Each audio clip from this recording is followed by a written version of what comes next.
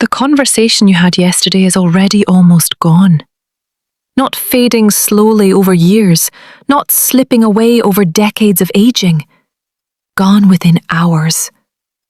By tomorrow, roughly 40% of what was said, what was felt, what seemed important will have vanished from your mind completely. Not stored somewhere hard to reach, not buried and waiting to be triggered by a smell or a song. Simply gone. Deleted. And the strangest part is that your brain didn't ask your permission before doing it.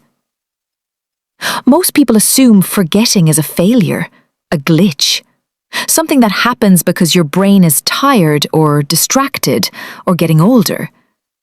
But that assumption is almost completely wrong. Forgetting is not a malfunction. It is a function. Your brain is actively, deliberately, systematically deleting most of it on a schedule so precise that scientists mapped it mathematically over 130 years ago.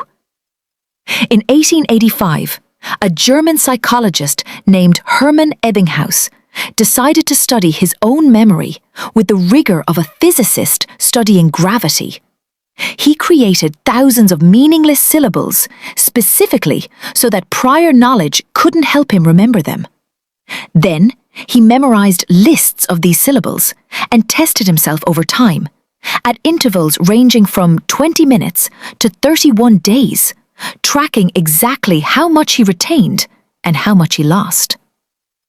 What he found became one of the most replicated results in the history of psychology. Memory does not decay in a straight line.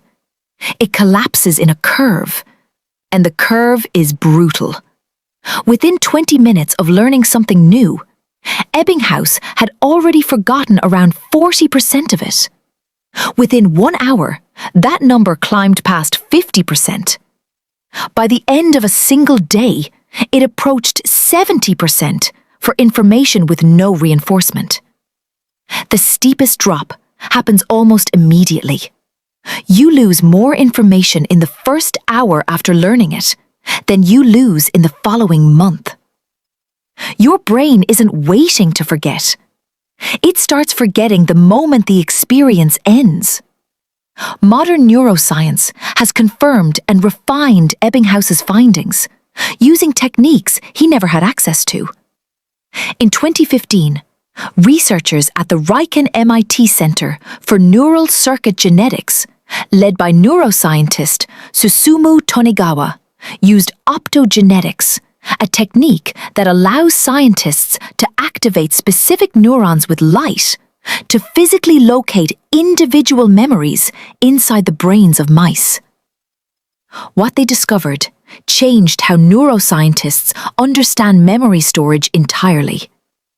Memories are not lost because the information disappears.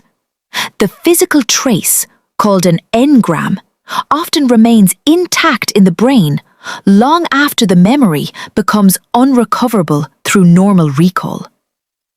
Tonigawa's team found that in mice with memory impairments, they could use light to directly activate the neurons holding a supposedly lost memory, and the mice would suddenly display behavior showing they still had it. The memory wasn't erased.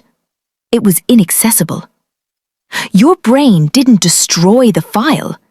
It hid the file, and in most cases, it threw away the key. This raises an uncomfortable question.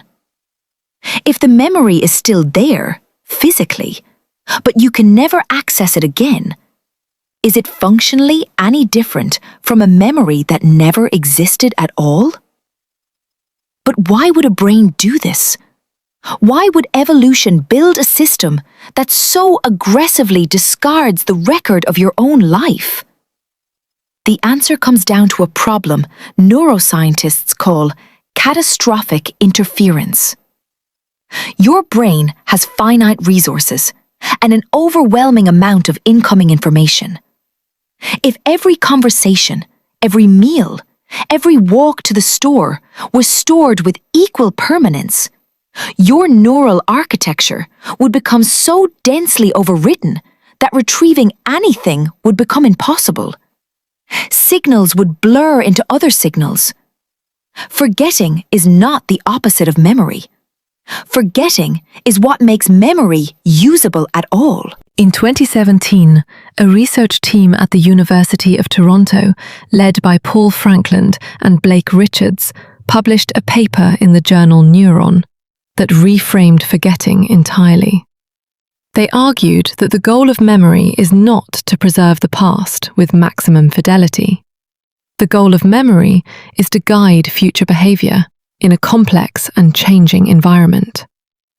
And a system optimized for that goal needs to forget. Deliberately. Constantly. Information that doesn't help you predict or navigate the world going forward gets pruned, regardless of how emotionally significant it felt at the time it happened. This means your brain is making editorial decisions about your life right now, without consulting you, based on criteria you don't have access to and can't override. So what actually determines what survives? Repetition matters enormously. Ebbinghaus discovered that spaced repetition, revisiting information at increasing intervals, dramatically flattens the forgetting curve. This is why you remember your childhood address, but not what you had for dinner 2 Thursdays ago. One was repeated hundreds of times. The other happened once and was never reinforced. Emotional intensity matters too, but not in the way most people assume. In 2004, psychologist James McGaugh at the University of California, Irvine, demonstrated that the amygdala, the brain's emotional processing center, effectively tags memories during moments of high arousal, flagging them for stronger consolidation. This is why you remember exactly where you were during a major crisis, or a moment of intense joy, while thousands of ordinary days blur into nothing. Your brain isn't recording your life evenly. It's recording spikes. Everything in between the spikes is treated as disposable by default. And here's what that means when you add it up across an entire lifetime. If you live to be 80 years old, you will have experienced roughly 29,000 days. Within each of those days, dozens of conversations, hundreds of small decisions, thousands of individual moments of sensory experience. Multiply Ebbinghaus's forgetting curve across all of it, and the math becomes almost impossible to sit with.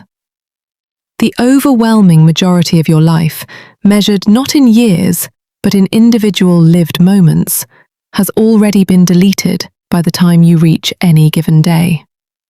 Not lost to age, not lost to trauma, lost to the completely ordinary, biologically necessary process of your brain doing exactly what it evolved to do. The version of your life that you can consciously recall is a tiny, heavily edited highlight reel. It is not a record. It is closer to a trailer for a film, where almost every scene has already been deleted from the archive, and the few clips that remain were selected by a process running underneath your awareness, using criteria that have nothing to do with what you would have chosen to keep. This raises a genuinely disturbing question about identity. If who you are is built substantially from what you remember, and what you remember is a tiny, non-representative fraction of what actually happened to you, selected by unconscious neural machinery optimizing for future prediction rather than accurate self-representation, then the story you tell about your own life may bear only a loose resemblance to the life you actually lived.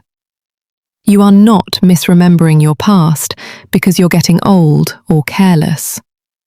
You are experiencing the completely normal outcome of a system that was never designed to preserve your past faithfully.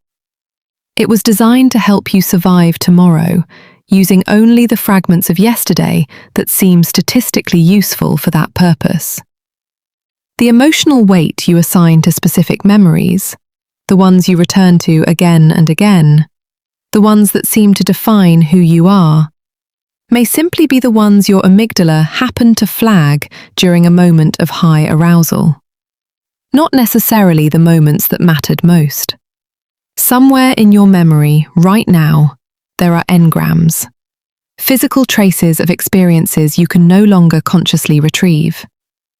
Tonegawa's research suggests some of that information might still be there, technically intact, permanently sealed behind a door your conscious mind has lost the key to. Entire days, entire conversations, entire versions of who you were at 17, at 23, at a birthday you can no longer place. Existing somewhere in your neural architecture as physical structure, present but permanently unreachable. You are walking around inside a brain that is constantly, silently, discarding the record of your own existence, keeping only what it calculates you'll need, and presenting you with the illusion that what remains is the whole story. It never was.